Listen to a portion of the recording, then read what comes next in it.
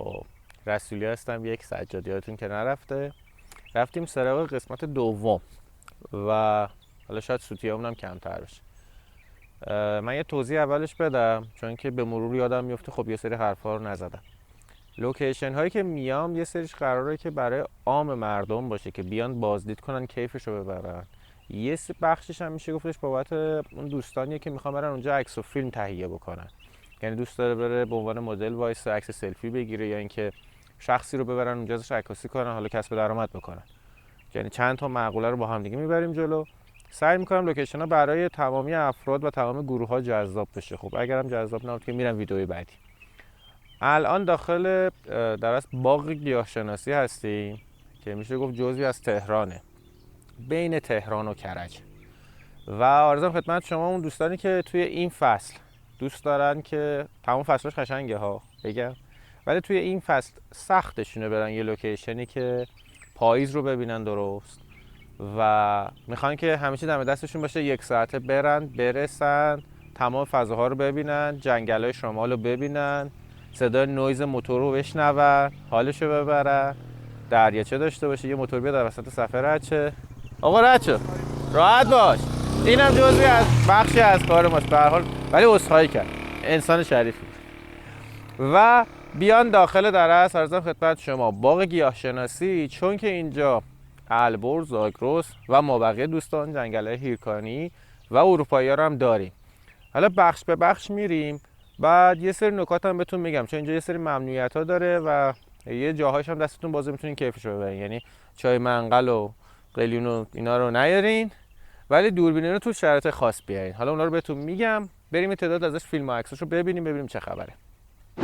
خب اومدیم این ور دریاچه بچه‌ها دریاچه خوشبختم. در نظر داشته باشین بقیه دریاچه اگر دیدم براتون فیلم میگیرم، یه سری آبشار هم داره که معمولا آب نداره.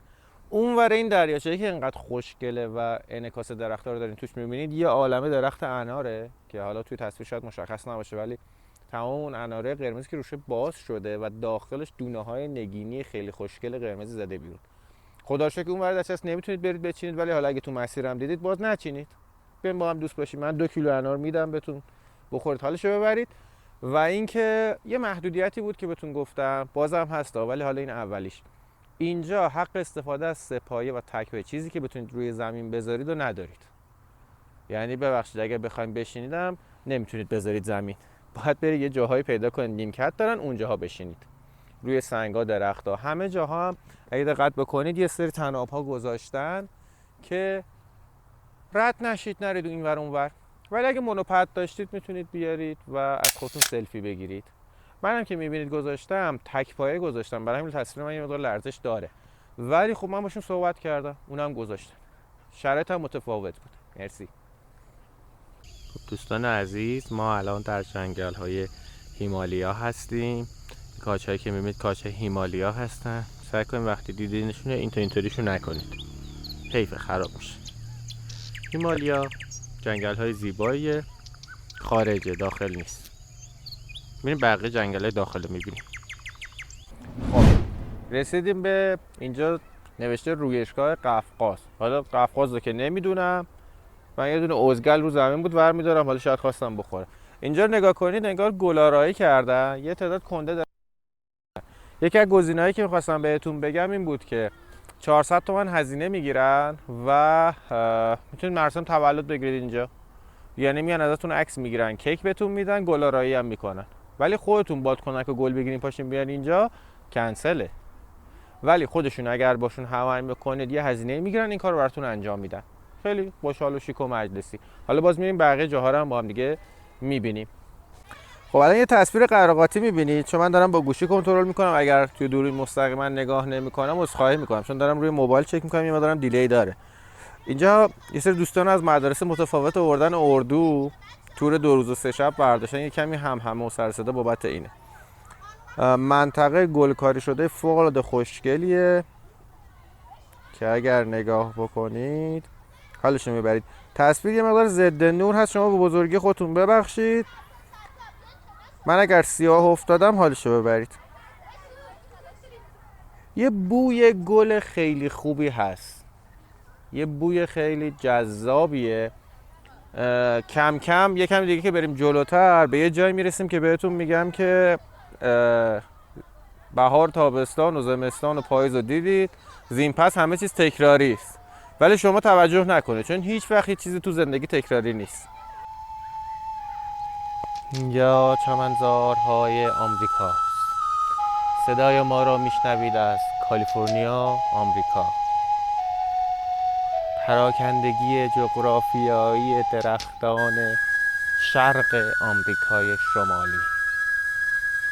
رسیدیم به جنوب شرق آمریکا، سرو مرداب، ولی صدای نداره.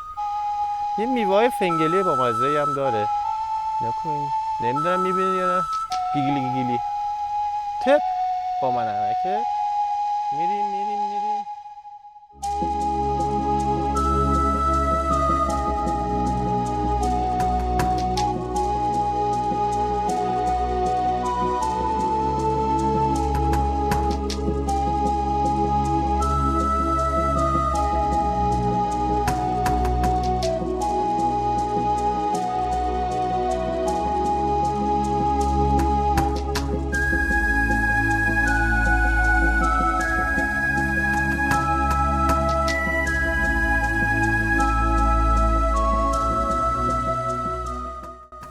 خب رسیدیم ایستگاه پایانی.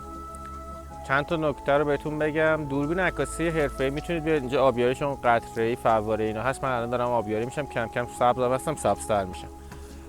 دوربین عکاسی حرفه‌ای میتونید بیارید، ولی به شرط اینکه عکاسی تبلیغاتی یا تجاری نباشه.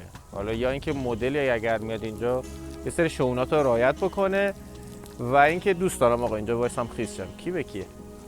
ولی اگه دوربین عکاسی حرفه‌ای بیارین و از خودتون میخواین عکس بگیرین یا از پارتنرتون، اینها هیچ مشکلی نداره، باتون همکاری هم میکنم. فقط اون قضیه سه‌پایه و تک‌پایه که بهتون گفتم خیلی مهمه که رعایت بکنید. طبعا هلیشات که نمیتونید بلند بکنید، ولی با رهاوتومی اگر هماهنگ بکنید یا یه نامه چیزی بتونید براشون بزنید، طبعا بهتون همکاری میکنن. آدمای خوبی ان، آدمای بدی نیستن. قیمت بلیتش توی سایتشون اگر خریداری بکنید 27 تومنه. بلیت موزه حشره شناسی رو هم میتونید بگیرید که ببینید، ولی پنجشنبه جمعه هاست اون موزه. در طول هفته در اصل میشه گفتش که تعطیله. ولی اگر پاشیم بیاین اینجا حضوری بلیت رو بخواید بخرید، اون 27 تومنه میشه 34 تومن. یعنی اختلاف قیمتی رو شما دارین اینجا، و خب طبعا از سایت بگیرین ارزون تر. اینجا هم که اومدین یه کارت خونده رو مکانیزم میگیرین و میاین داخل، خیلی هم خوش میگذره. فقط اینکه 4 فصلش اینجا قشنگه، ولی خب طبعا پاییزش یه زیبایی جذابی داره و بهارش.